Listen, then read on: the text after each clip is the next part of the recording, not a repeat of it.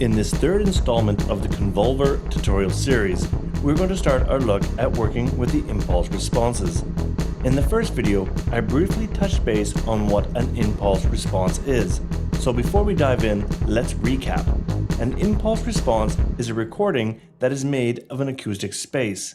This is done by recording a source with a short, fast character such as a starter pistol, or better, a sine wave swept that is specially processed. The impulse response recording then can reveal the character of the said space. This character is then reproduced by Convolver to give a genuine reverb effect.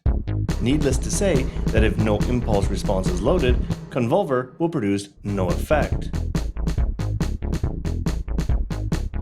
When you first insert Convolver, a default impulse response is loaded.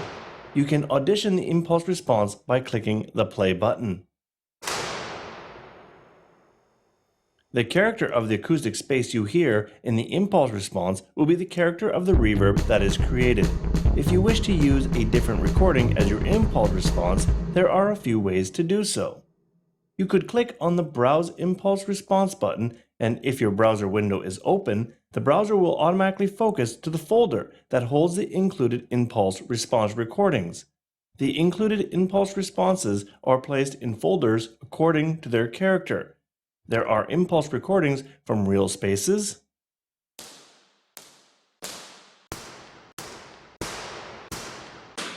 and even some impulse responses that were created using some of the more common reverb devices.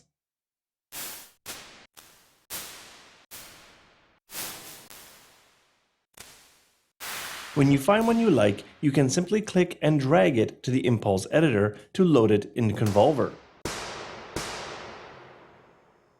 Now the new impulse response will become the character of the reverb produced.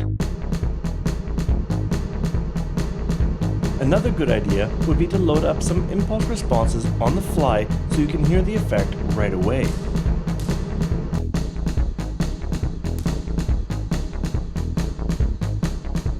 It is also possible to use third-party impulse responses as well, which can be found in various libraries and/or online. Check the manual for a list of sites to get you started. To use a third-party sample file, simply click on the disk icon to bring up the file menu. Next, click Load Sample. You'll be presented with an open file dialog. Navigate to the location of the impulse response.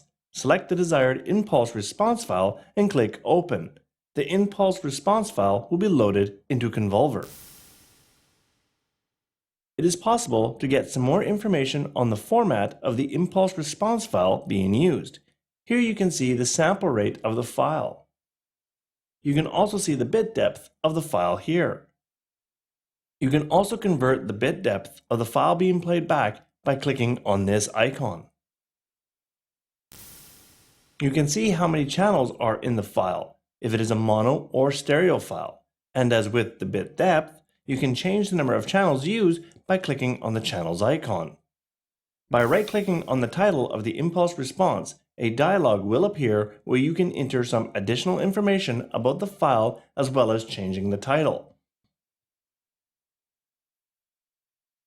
Use the scrub wheel to scrub through the impulse response.